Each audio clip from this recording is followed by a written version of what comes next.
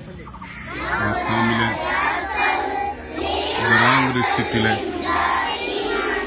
സുന്നി വിദ്യാഭ്യാസ ബോർഡിന്റെ ഒരു മദ്രസയിലെ കുട്ടികളാണ് നിങ്ങൾക്ക് മുന്നിൽ കാണാൻ സാധിക്കുന്നത്. ദറാങ് ജില്ലയിൽ മാത്രം സുന്നി വിദ്യാഭ്യാസ ബോർഡിന്റെ 162 മദ്രസകൾ പ്രവർത്തിക്കുന്നുണ്ട്. 2013 ഉമർ ഉലമ കാന്തപുരം ഉസ്താദിന്റെ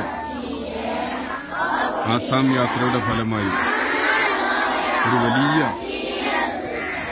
ദീനി മുന്നേറ്റമാണ് ആസാം മേഖലയിൽ നടന്നിരിക്കുന്നത്.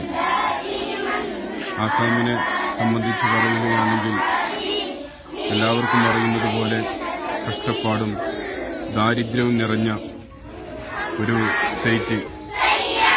ഈ സ്റ്റേറ്റിലെ അവരുടെ യാതനകളും വേദനകളും മറന്ന് ദീനിന് വേണ്ടി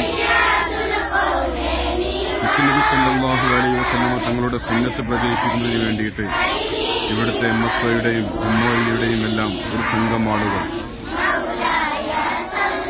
ചേർന്ന് പ്രവർത്തിച്ചുണ്ടായ ഒരു വലിയ മുന്നേറ്റത്തിന്റെ ദൃശ്യമാണ് നിങ്ങൾ ഈ വീഡിയോയിൽ കണ്ടുകൊണ്ടേയിരിക്കുന്നത്.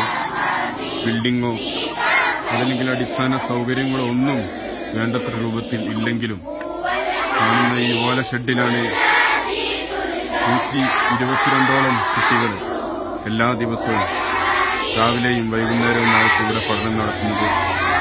ഇതേപോലെ 162 മദ്രസകളാണ് ഈ മേഖലയിൽ ദറാങ് ജില്ലയിൽ മാത്രം പ്രവർത്തിച്ചുകൊണ്ടിരിക്കുന്നത്. വളരെ വ്യവസ്ഥാപിത രൂപത്തിൽ യൂണിഫോമും അതുപോലെ മറ്റുള്ള എല്ലാ പഠന ചിട്ടകളും ഇവർക്കുണ്ട്. പക്ഷെ അടിസ്ഥാന സൗകര്യങ്ങൾ വളരെ ദുർബലമാണ്.